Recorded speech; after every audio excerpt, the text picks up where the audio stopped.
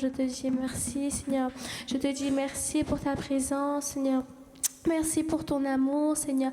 Merci pour ta grâce, Seigneur. Et chaque chose que tu fais, Seigneur, que ta volonté soit faite sur la terre comme au ciel, Seigneur. Je te dis merci encore, Seigneur, au nom de Jésus-Christ. Amen. La dernière fois, on a parlé du choix de Moïse. La dernière fois, on a parlé que l'Éternel, il parle. La dernière fois, on a parlé ça. On a vu aussi pourquoi l'Éternel, il n'a pas fait entrer Moïse dans la terre sacrée. Est-ce que vous vous en souvenez? On l'a vu tous ensemble. Mais aujourd'hui, je vais vous parler d'une chose qui va être très importante tout au long. C'est ce choix où finalement, la victoire ou la défaite. Là, Moïse, il vous porte un choix. Soit il vous dit, vous gagnez. Soit il dit, vous perdez. Soit vous choisissez la vie, soit vous choisissez la mort. Comment vous définissez une victoire? Marina, pour toi, c'est quoi une victoire? C'est quand on réussit. C'est quand? On réussit. Très bien. Maintenant, est-ce qu'on peut parler à travers Dieu? C'est quoi une victoire que Dieu y fait dans ta vie? Ça peut être la plus basique possible. La santé, c'est déjà bien. une victoire. La santé. Il y a plein de choses que l'Éternel vous donne comme victoire, qui sont acquises. C'est une victoire, ça aussi. Et maintenant, est-ce que tu peux me définir c'est quoi une défaite? C'est quand on réussit pas. C'est l'inverse. Vous avez une victoire et vous avez une défaite. Si vous avez une victoire, c'est forcément qu'en face, il y a une défaite. Si tous les deux on fait la course, si moi je gagne, toi tu perds. Il y a forcément un gagnant et un perdant. Est-ce qu'on peut prendre Matthieu 24, 40 pour illustrer ce propos-là? Alors, deux hommes seront dans un champ, l'un sera pris et l'autre laissé. Deux femmes monteront à la meule, l'une sera Stop. prise. Dans un champ, il y en aura un qui sera pris et l'autre qui sera pas pris. Mais maintenant, je vous pose la question. C'est quoi qui est synonyme de victoire pour toi, Marina, en tant que chrétien? Qu'est-ce qui fera en sorte que toi, à la fin de ta vie, tu diras « j'ai gagné » ? Parce que j'ai Jésus avec moi. Ça, c'est un fait. Mais pourquoi toi, tu cours vers une course? Vous connaissez peut-être ce verset? C'est Paul qui le dit. On parle d'une course, on parle d'un prix. C'est quoi ton but en tant que chrétien? Suivre Jésus. C'est la vie éternelle. Vous vous battez aujourd'hui pour avoir la vie éternelle. On va prendre Philippiens 3, de 12 à 14. Paul, il nous explique très bien, il nous dit clairement, il nous dit « Je cours, je fais cette course-là pour atteindre l'espace qui est le Seigneur. Je cours cette course pour qui? Pour atteindre ce but qui est la rédemption du Seigneur, qui est la vie éternelle. » Bienvenue à vous. Je cours ce but. Est-ce que tu peux relire, s'il te plaît, pour les nouveaux arrivants? Je veux que vous sachiez, frères, que ce qui m'est arrivé à plus tôt contribue au projet de l'Évangile. Le 3-12. Le 3-12. Ce n'est pas que j'ai déjà remporté le prix ou que j'ai déjà atteint la perfection, mais je cours pour tâcher de m'emparer, puisque près de moi aussi, Jésus-Christ s'est emparé. Aujourd'hui, on va parler de victoire et de défaite. Et maintenant, Paul, il nous parle d'une chose. Il nous parle qu'il court pour atteindre ce prix qui est la vie éternelle. C'est un but que vous devez atteindre en tant que chrétien. Et là, il y a quelque chose qui est très clair, c'est que toute chose qui n'est pas égale à la vie éternelle, c'est pas une victoire. Toute chose qui n'est pas égale au but du Seigneur n'est pas une victoire. Je le répète, toute chose qui n'est pas égale à la vie éternelle pour vous en tant que chrétien n'est pas une victoire, mais une défaite. C'est ça que Paul nous explique. Et Paul, vous connaissez déjà son témoignage, vous savez déjà comment il est touché. Vous le savez déjà. Mais on va prendre deux cas. Parce qu'aujourd'hui, on parle de victoire et de défaite. On va prendre le cas de David et son fils. On va prendre d'abord le cas d'une victoire, à première vue. 1 Roi 3, de 8 à 10. On va commencer par Salomon d'abord. Ton serviteur se trouve au milieu de ton peuple, celui que tu as choisi, et c'est un peuple immense, si nombreux qu'il ne peut être ni compté ni recensé. Là, pour avoir un peu de contexte, là c'est Salomon qui discute avec l'Éternel. Il vient d'être roi, il demande quoi à l'Éternel? Accorde donc à ton serviteur un cœur apte à écouter, pour juger ton peuple, pour distinguer le bien du mal. En effet, qui serait capable de juger ton peuple, ce peuple si important? D'accord, qu'est-ce qui se passe? Cette demande de Salomon plut au Seigneur. D'accord. Et Dieu lui dit, puisque c'est cela que tu demandes, puisque tu ne réclames pour toi ni une longue vie, ni les richesses, ni la mort de tes ennemis, mais que tu demandes de l'intelligence pour exercer la justice, je vais agir conformément à ta parole. Je vais te donner un cœur si sage et si intelligent qu'il y a eu avant toi et qu'on ne verra jamais personne de pareil à toi. D'accord, continue. Je te donnerai en outre ce que tu n'as pas demandé, des richesses et de la gloire en si grande quantité. Stop. Je vais vous poser la question à Jason qui vient d'arriver avec cette telle démarche qui est incroyable. Salomon, il est béni, n'est-ce pas? Salomon, il a été choisi. Salomon, c'est une victoire. Il demande la sagesse à l'Éternel, il reçoit une victoire de la part de l'Éternel. L'Éternel lui dit, c'est bien. Vu que tu m'as écouté, je te bénis. Et maintenant, on va prendre un deuxième cas, son père. 2 Samuel de 12, de 7 à 10. Vous savez déjà ce qui s'est passé avec sa femme. Vous savez déjà qu'il a péché. Mais il va rencontrer un serviteur qui va lui dire comment ça va se passer pour lui. Vous savez déjà que l'acte qu'il a fait, c'est une erreur. Vous savez déjà que David a eu une défaite. Et c'est quoi la défaite qu'il a eue? Si tu l'as trouvé. 2 Samuel de 12, de 7 à 8. Nathan déclara alors à David. Nathan déclara à David. C'est toi qui es cet homme-là. C'est toi. Voici ce que dit l'Éternel, le Dieu d'Israël. Voici ce que dit l'Éternel. Je t'ai désigné par onction comme roi sur Israël. Je t'ai désigné par onction, je t'ai choisi. Et je te délivrai de Saul. D'accord. Je t'ai donné la famille de ton maître. Il t'a donné la famille, très bien. J'ai mis ces femmes contre ta poitrine. Et je t'ai donné la communauté d'Israël et de Juda. Donc lui, il a été béni. Il a été choisi, il a eu une victoire dans l'Éternel. Mais qu'est-ce qui se passe là? Si cela avait été trop peu, j'y aurais encore ajouté. Pourquoi donc as-tu méprisé la parole de l'Éternel en faisant ce qui est mal à mes yeux?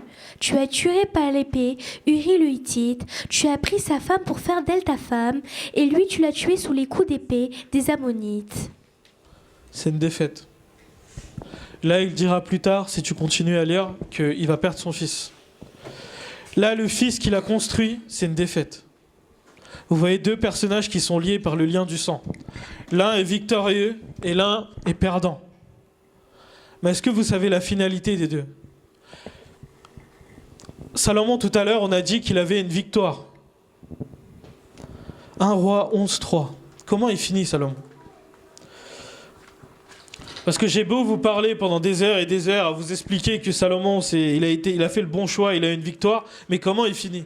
Comment maintenant il achemine? Parce que je vous ai expliqué tout à l'heure que le but en tant que chrétien, c'est d'obtenir la vie éternelle. Vous avez un but. Et tout au long de ce chemin, vous aurez soit des victoires, soit des défaites.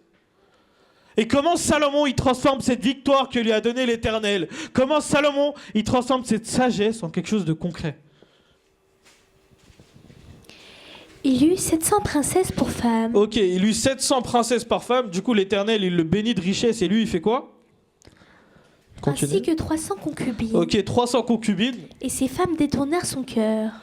Son cœur fut détourné. Là, vous voyez quelque chose qui est très concret. C'est une victoire qui se transforme en défaite. Je pense que vous en rendez compte, et je pense que je l'expliquerai après, mais on va voir l'exemple de David maintenant. David, il a perdu son fils, il a pleuré, il a pleuré, il a pleuré. Mais est-ce que vous pensez que ça s'arrête là pour David? Parce que si Salomon arrive, c'est que sa défaite, elle s'est transformée en quelque chose d'autre. Est-ce que tu peux me prendre 2 Samuel 22, 17 ? Est-ce que vous voyez ce schéma ? Aujourd'hui, vous êtes bénis à avoir une victoire. Tout à l'heure, avec Marina, on a défini c'est quoi une victoire. Certains me diront c'est d'avoir une voiture. Certains me diront c'est d'avoir une toute nouvelle maison. Certains me diront c'est d'avoir un travail. Mais n'oubliez pas, vous avez une victoire à atteindre en tant que chrétien.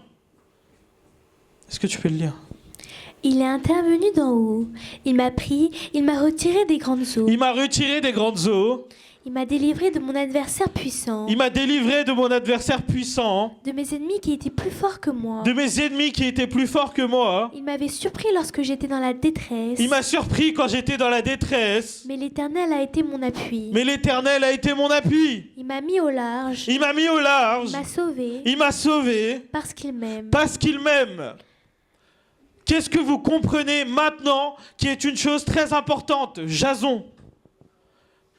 Est-ce que tu penses que là, c'est pas un cri de victoire, ça ? Si ? Qu'est-ce qui parle quand tu as dit « Il m'a remonté de l'étendue de la tristesse. Il m'a remonté de ma défaite. » Là, David, il parle de quoi ? David, il parle du fait que là, il s'est battu.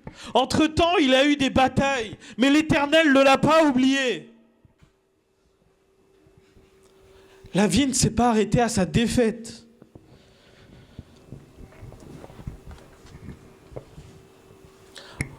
Et maintenant, je vous pose la question, à vous qui êtes là, combien de victoires pour vous sont des défaites ? Moi, je peux vous en lister tellement que je ne pourrais même pas m'arrêter. Les pages de son cahier ne sont pas suffisantes pour me rendre compte à quel point mes victoires sont faites des défaites. Philippiens 3,7, qu'est-ce qu'il dit Paul ? Mais ces qualités qui étaient pour moi des gains, je les ai regardées comme une perte à cause de Christ. Je les ai regardées comme une perte à cause de Christ. Je vais vous expliquer quelque chose, d'accord ? Il y a beaucoup de choses que... Je vais vous donner un exemple, comme ça on est un peu près dedans. J'ai eu une opportunité de travail. Jason, c'est une bonne nouvelle. C'est une victoire. D'accord, très bien. C'est une opportunité de travail où je suis très bien payé. C'est une victoire. C'est une victoire aussi. J'ai des projets dans ma vie, c'est une victoire. Maintenant, si je te dis c'est chez Heineken, est-ce que c'est une victoire ? Pour ceux qui ne le savent pas, Heineken, c'est une boisson alcoolisée. J'ai une opportunité de travailler là-bas pour un très bon salaire. Mais est-ce que tu penses que c'est une victoire ? Si je travaille chez la personne qui va t'emmener, t'enivrer, c'est une victoire ? C'est une défaite. Maintenant, je vous pose la question, combien de victoires dans votre vie vous l'avez transformé en défaite ? Combien de défaites vous les avez transformées en victoires ? Parce que je vous ai parlé d'un cas tout à l'heure, qu'il n'y a pas d'autre victoire que d'atteindre la vie éternelle. Et maintenant, on pose la question, Kevin, c'est quoi la bonne chose dans ma vie ? C'est comment je sais si ce que je fais, c'est correct ou pas ? Est-ce que la victoire que tu as eue là, est-ce que cette opportunité que j'ai saisie, elle m'aurait emmené vers la vie éternelle ? Vous savez ce qu'il dit d'autre, Paul ? Moi, ce que j'adore, c'est qu'il préfère que vous soyez dans la défaite que vous soyez dans la victoire. Et il y a un verset qui, pendant longtemps, m'a travaillé. Pendant longtemps, il m'a travaillé. C'est 1 Corinthiens 5, 4. Quand vous rassemblerez au nom de notre Seigneur Jésus-Christ, D'accord. je serai avec vous en esprit, avec la puissance de notre Seigneur Jésus-Christ, livrer un tel homme à Satan pour la destruction de la nature pécheresse. Stop. Paul préfère livrer un homme à Satan pour qu'il soit sauvé. Vous vous rendez compte de la bêtise ? Là, je vous le dis de tout cœur, je préfère que mon ami Jason, là, se précipite dans la mort pour retrouver, si ça serait une chance de la vie éternelle, qu'il ait une vie heureuse. Et c'est ça le problème qu'on a en tant que chrétien, c'est que vous vous concentrez trop sur les victoires. Les victoires n'ont aucun intérêt si ce n'est pas pour atteindre l'éternel. Et une défaite est meilleure aux yeux de l'éternel si vous l'atteignez. C'est pour ça Paul, il dit, je préfère prendre mon ami et le jeter dans le feu plutôt que le voir mourir comme un débile. Je préfère que mon homme, que ma femme, que mon ami, que mon collègue soit jeté dans le feu qu'il trouve dans la main du diable. Je préfère que mon ami traverse des épreuves plutôt qu'il ait une vie confortable qui le mène à la mort. Salomon a choisi. Salomon s'est fait bénir. Mais Salomon a perdu. David, il s'est relevé. David, il s'est souvenu. Moïse aussi, il s'est souvenu. Ça ne sert à rien d'avoir une victoire. Ça ne sert à rien d'aller en soirée. C'est une victoire. Demain, tu vas faire quoi? Ça ne sert à rien demain, si demain je tape une bouteille de Jack, et demain, ça sert à quoi? La victoire, elle est éphémère. Demain, je pète la dernière voiture, mais je me retrouve où dans la voiture? Dans l'autoroute? Comptez vos victoires. Comptez vos victoires parce que vous n'avez qu'un seul droit, la victoire ou la défaite. Là, le problème aujourd'hui, que vous ne savez même pas c'est quoi une victoire. Vous remerciez le Seigneur pour les mauvaises choses.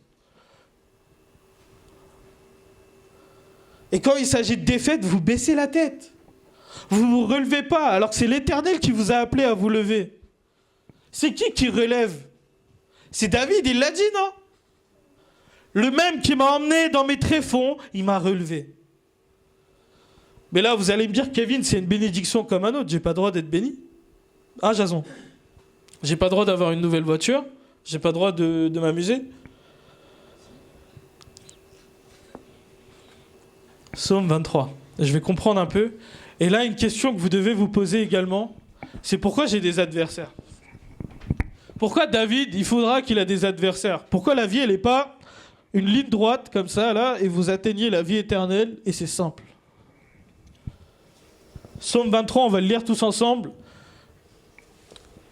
Et je pense que le fait que ça vient de David, ça doit vous parler. Parce que la façon dont les versets s'enchaînent, ça doit vous parler. L'Éternel est mon berger. L'Éternel est mon berger. Est-ce qu'on peut le dire tous ensemble? L'Éternel est mon... L'Éternel est mon... Berger. Ok, continue. Je ne manquerai de rien. Je ne manquerai de rien, de tout cœur. Il me fait prendre du repos dans tes pâturages bien verts. Il me dirige près d'une eau paisible. Stop. Là, c'est le projet de l'Éternel. Ça, c'est ce qu'il t'a choisi de faire. Il me fait reposer dans de verts pâturages. Il t'a choisi, toi, chacune des personnes présentes ici, pour des eaux paisibles. Pour vous reposer près des eaux paisibles. Continue. Il me redonne des forces. Il vous redonne des forces. Il me conduit dans les sentiers de la justice. Il me conduit dans les sentiers de la justice. Ça, c'est son projet pour vous. Là, l'Éternel, il s'est levé. Il a un projet bon pour vous. Continue. À cause de son nom, même quand je marche dans la sombre vallée de la mort. Je vais vous poser une question. Pourquoi maintenant je dois traverser les vallées de la mort?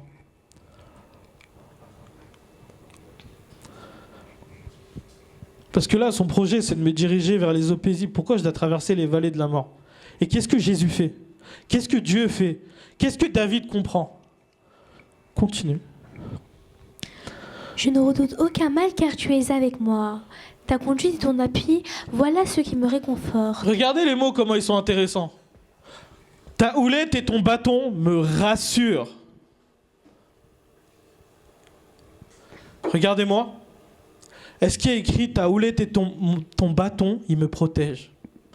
Est-ce qu'il y a écrit ta houlette et ton bâton, ils sont devant moi, je crains aucun mal? Il y a écrit ta houlette et ton bâton me rassurent. Tout au long du chemin, écoutez-moi bien, c'est important. L'Éternel est là pour vous rassurer.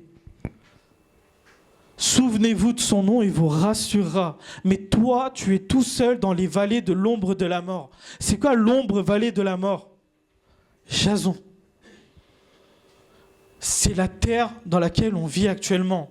Vous vous levez du lundi au vendredi, vous allez au travail, c'est l'ombre de la mort que vous traversez. Mais l'Éternel, il est là pour vous rassurer. Et moi, je vous dis, l'Éternel est un Dieu de gloire. Amen. Amen. Est-ce que tu peux continuer à lire? Tu dresses une table devant moi, en face de mes adversaires. Pourquoi une table, Shanita? Pourquoi une table? Pourquoi pas une montagne? Pourquoi pas un barrage? Pourquoi pas un mur? Pourquoi une table? Shaita, je vais te dire un truc. Est-ce que tu penses une victoire, ça a un sens s'il n'y a personne pour te regarder? Est-ce qu'une victoire, ça se fait s'il n'y a pas d'adversaire? L'Éternel, il te dit une chose. Je mets une table en face de ton adversaire pour qu'il te voie. Parce que l'Éternel, il est tellement grand. Parce que l'Éternel, il est tellement puissant. Ton adversaire, il va te regarder manger. Parce que c'est qui l'a mis la table? Jason? C'est l'Éternel. Continue. Tu verses de l'huile sur ma tête. Tu verses de l'huile sur ma tête. Et tu fais déborder ma coupe. Tu fais déborder ma coupe. C'est quoi ça? Ça a allusion à quoi ça, Jason? Là, imagine-toi un truc. Tu as traversé l'ombre de vallée de la mort. Tu manges devant ton adversaire, tu manges bien. Parce que l'Éternel, il t'a choisi. Tu manges au 129, je sais pas quoi, qui te cale, mais tu manges ça devant lui. Tu le regardes dans les yeux. C'est quoi ça? C'est une bénédiction. Et l'huile qui descend sur la tête, la coupe déborde, c'est parce que vous ne pouvez pas attraper sa bénédiction. C'est ça la bénédiction. La bénédiction de Dieu viendra quand vous traversez la vallée de la mort. Et tout au long de ce chemin, c'est le bâton de l'Éternel qui est la parole qui est censé vous rassurer. Continue. Oui, le bonheur et la grâce m'accompagneront tous les jours de ma vie, et je reviendrai dans la maison de l'Éternel jusqu'à la fin de mes jours. Amen.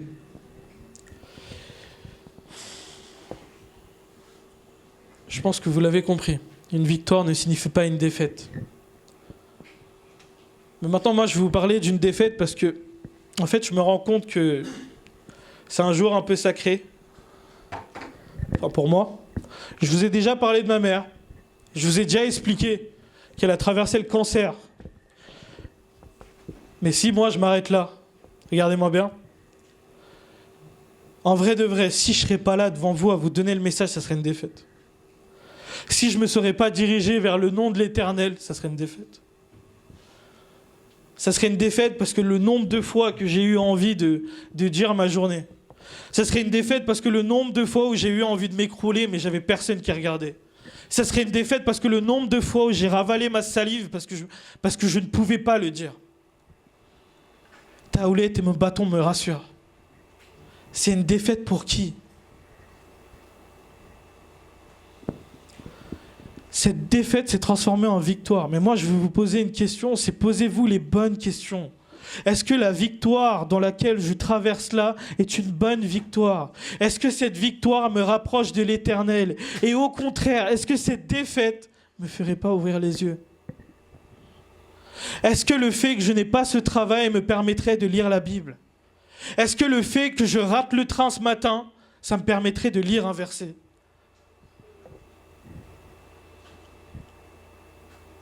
Est-ce que le fait que je descende plus tard du travail ne serait pas une bénédiction? Vous ne vous rendez pas compte de la grâce que vous avez chaque jour. Quelle grâce d'être malade. Quelle grâce de dire je suis malade. Et de lendemain aller à la pharmacie. Quelle grâce de dire j'ai faim. Parce que vous allez manger. Ce n'est pas une défaite. Il n'y a pas de défaite pour le vrai chrétien. Il n'y a pas de défaite pour celui qui croit en l'Éternel. Il n'y a pas de défaite pour celui qui croit en la houlette et le bâton. Il n'y a pas de défaite pour celui qui croit que l'Éternel est à sa droite. Mais celui qui se laisse emporter par son confort, celui qui ne se pose pas de questions sur la victoire dont il reçoit, sera puni. Salomon ne se relèvera pas. Moïse se relèvera. David se relèvera. Est-ce que vous, en tant que chrétien, vous êtes soit en face d'une défaite, soit en face de quelque chose qui est dur. Vous avez le cœur serré, vous avez le cœur fatigué. Vous vous dites, est-ce que finalement, ça ne serait pas une victoire? Finalement, est-ce que le fait que je me lève un peu plus tôt pour venir à l'église, ça ne serait pas une victoire? Hein, Jason? Posez-vous les bonnes questions, mettez-vous en place. On va prendre Tite 2, 14. Mettez-vous à la place d'un serviteur de l'Éternel. Vous êtes un disciple, l'Éternel, il a marché sur l'eau, il a multiplié les poissons, il a fait plein de miracles. Mais là, il y a quelque chose d'inévitable qui arrive. Tite 2, 14. Qu'est-ce que Jésus traverse est peut-être synonyme de défaite pour toi? Pour vous? Tu peux le lire? Il s'est donné lui-même pour nous, afin de nous racheter de toute faute. Ok, si on s'arrête là, c'est une défaite. Parce que là, le Fils de l'homme, il vient, il se donne à toi et il s'arrête. Il a lavé toute iniquité, mais ça s'arrête là, c'est une défaite. Continue. Et de se faire un peuple qui lui appartienne, purifié et zélé pour de belles œuvres. Dis ces choses, encourage et reprends avec une pleine autorité, que personne ne te méprise. Reprends avec une pleine autorité, que personne ne te méprise. Vous savez, c'est quoi le zèle? C'est quoi le zèle, Marina? Shanita, c'est quoi le zèle? Le zèle, c'est le dévouement que vous avez envers l'Éternel. C'est le fait de vous donner envers l'Éternel. C'est ça qui transforme cette défaite en victoire. C'est ça qui transforme le mort en vivant. C'est ça qui transforme vos vies qui sont destinées à la mort, à la vie éternelle. Il n'y a pas de défaite pour le chrétien. Et la victoire, c'est pas forcément une victoire. C'est ça le message d'aujourd'hui. Et la victoire, c'est plein de petites choses. Mais réveillez-vous et posez-vous les bonnes questions. Ayez le bon fil. Parce que celui qui a la victoire, demain sera dans la défaite. Et celui qui sera dans la défaite se réjouira. Amen. On va tous se lever, on va prier.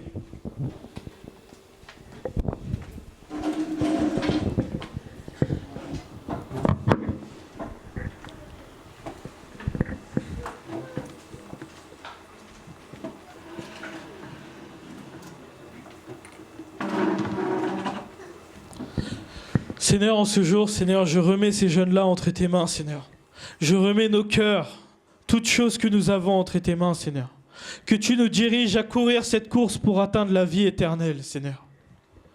Seigneur, il n'y a pas de défaite pour nous, Seigneur. Il n'y a que de victoire pour nous, Seigneur.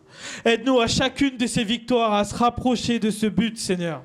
Que chacune de ces bénédictions soit pour ce but, Seigneur. Que chacune de ces malédictions soit pour ce but, Seigneur. Car tu l'as dit, le juste se relèvera 7 fois. Seigneur, tu as choisi ces jeunes-là comme ton peuple, Seigneur. Que tu les diriges à marcher selon ta voie, selon ton nom, selon ta voie, Seigneur. Que ton bâton et ta houlette les rassurent tout au long de ce chemin, Seigneur.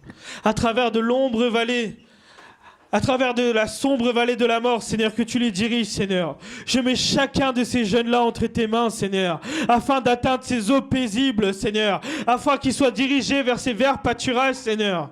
Je prie pour que tu les diriges. Et qu'en toute chose, ton nom soit élevé, Seigneur. Seigneur, nous nous mettons entre tes mains et je sais que tu vas nous diriger en ce lieu, Seigneur. Rappelle-nous à quel point tu es un Dieu bon, Seigneur, car tu ne nous as pas abandonnés, Seigneur. Tu nous tends sans cesse la main. Je prie au nom puissant de Jésus-Christ. Amen.